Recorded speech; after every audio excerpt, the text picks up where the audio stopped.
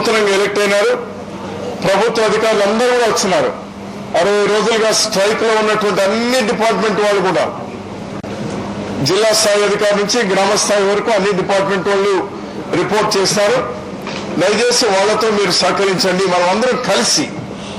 ఎందుకంటే 1996 తర్వాత అంత తీవ్రమైనటువంటి తుఫాను అని ఈరోజు మనకు స్పష్టంగా చెప్తా ఉన్నారు, కనిపిస్తుంది. ఆ నేపథ్యంలో మనం ఎక్కడ కూడా నిర్లక్ష్యం వద్దు, అందరూ కలిసి మనం వీళ్ళని రక్షించే ప్రయత్నం చేద్దాం. అదేవిధంగా మిగిలిన అన్ని డిపార్ట్మెంట్తో ఇందాక రివ్యూ చేయడం జరిగింది.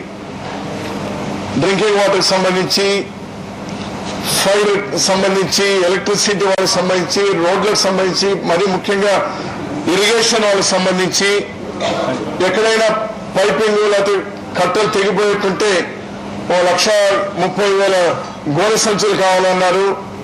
ప్లాస్టిక్ సంచులు, శాండ్ బ్యాగ్స్, అటువంటి ఏమైనా గల్లు పడితే పూడ్చడానికి ఇవన్నీ రెడీ చేసుకోమని చెప్పినాం. పూర్తి అప్రమత్తంగా ఉంది డిపార్ట్మెంట్స్, ఆల్ డిపార్ట్మెంట్స్, గవర్నమెంట్ పూర్తి అప్రమత్తంగా ఉంది. అందరూ సహకరించాలని ఈ సందర్భంగా నేను కూడా కోరుతా ఉన్నాను. మత్స్యకారులు దాదాపు అందరూ పూర్తి వచ్చినారు. ఇప్పుడే పరదీప్ దగ్గర ఒక 48 మంది, పరదీప్ పోర్ట్ లో 48 మంది ఉన్నారు. అంటే సురక్షితంగానే ఉన్నారు. కానీ వాళ్ళు బయట పోర్ట్ లోకి రావాలంటే ఆ పోర్ట్ అధికారులతో మాట్లాడమని కూడా ఇప్పుడే కమిషనర్ డిజాస్టర్ మేనేజ్మెంట్ కు చెప్పడం జరిగింది. ఇక్కడ విశాఖపట్నంలో కూడా ఒక 40 బోట్స్ వాళ్ళు సురక్షిత ప్రాంతాల్లో ఉన్నారు, కానీ బయటికి రాలేకుండా ఉన్నారు.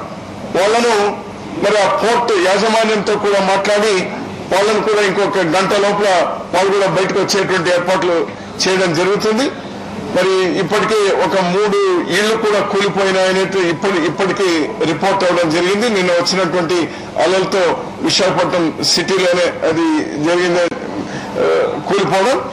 ఎవరైనా నష్టపోతే beyond human control, beyond government control, ఏదైనా నష్టం జరిగితే ఆ నష్టపోయినటువంటి వాళ్ళకు కూడా ఆదుకో పూర్తి ఉదారంగా ఉంటుంది ప్రభుత్వం.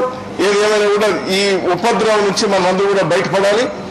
నేను కూడా ఇక్కడే మిగిలినటువంటి ప్రాంతంలో మంత్రులు కానీ, ఎమ్మెల్యేలు, ఎంపీలు వీళ్ళందరూ సహకారంతో అధికారులు కూడా అందరూ ఇక్కడనే ఉండి అవసరమైతే 3 రోజుల, 4 రోజుల, వారం రోజులు ఇక్కడనే ఉండి ఇది మానిటర్ చేయడం జరుగుతుంది. మరి నేను ఇప్పుడు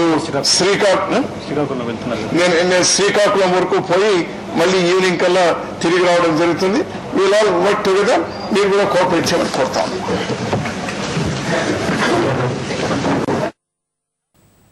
ఇప్పుడు ప్రకటన.